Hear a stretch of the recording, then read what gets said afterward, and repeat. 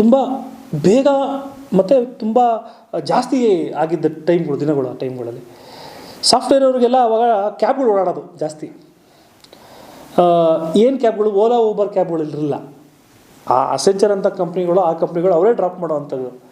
ಅವರು ಮನೆ ಹತ್ರ ಲೊಕೇಶನ್ಗಳು ದೂರದಲ್ಲಿ ಬಿಟ್ಟು ಹೋಗ್ಬಿಡೋರು. ಅಂಥ ಟೈಮ್ಗಳಲ್ಲಿ ಈ ಕಾಲ್ ಸೆಂಟ್ರ್ ಅಂತಲೂ ಕೂಡ ಇತ್ತು. ಕಾಲ್ ಸೆಂಟ್ರ್ ಆದಮೇಲೆ ಈ BPO ಅಂತಲೂ ಬಂತು. ಅವ್ರಿಗೆ ಏನು ಅಂದರೆ ಸ್ಪಾಟ್ಗಳಿಗೆ ಡ್ರಾಪ್ ಮಾಡೋರು, ಮನೆಗಳಿಗೆ ಡ್ರಾಪ್ ಮಾಡ್ತಿರಲಿಲ್ಲ. ಅವರೆಲ್ಲ ಯಾರು ಅಂದರೆ ಏನು ಇಂಗ್ಲೀಷ್ ಬೇಕಾಗಿರೋ ಸಾಕು, ಸೆಕೆಂಡ್ PU ಫೇಲ್ ಆಗಿರೋ ಪರವಾಗಿಲ್ಲ ಅಂಥವ್ರಿಗೆ. ಅವ್ರನ್ನ ಅಲ್ಲಿ ಡ್ರಾಪ್ ಮಾಡಿದಾಗ ಟಿನ್ ಫ್ಯಾಕ್ಟ್ರಿಗಳಲ್ಲಿ ಇಮಿಡಿಯೇಟಾಗಿ ಹೋಗಿ ಅವ್ರನ್ನ ಅಟ್ಯಾಕ್ ಮಾಡಿ ದರೋಡೆ ಮಾಡ್ತಿದ್ರು. ಅಂಥ ಪ್ರಕರಣಗಳು ಪೊಲೀಸರುಗಳು ಆ ಠಾಣೆಗಳಲ್ಲಿ ತುಂಬ ಚೆನ್ನಾಗಿ ಮಾಡಿದ್ದಾರೆ. ಬಟ್ ಇಲ್ಲೆಲ್ಲ ಸುಮಾರು ಕಮ್ಮಿನೇ. ಬಟ್ ಈಗ ಮತ್ತೆ ಏನೋ ಗೊತ್ತಿಲ್ಲ, ಜಾಸ್ತಿ ಆಗ್ತಿದ್ದಾವೆ.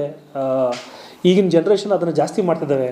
ಸುಲಭವಾಗಿ ಹಣವನ್ನು ಸಂಪಾದನೆ ಮಾಡುವುದು ಅಂತ ಪೊಲೀಸ್ ರಿಪೋರ್ಟ್ಗಳು ಬರ್ತಾ ಇದ್ದಾವೆ. ಎಷ್ಟು ಸತ್ಯ ಅನ್ನೋದನ್ನು ನಾವು ತಿಳಿದು ನೋಡ್ಕೊಬೇಕಾಗುತ್ತೆ. ಇದು ದೊಡ್ಡ ಕಾಯ್ತಿದೆ ಸರ್.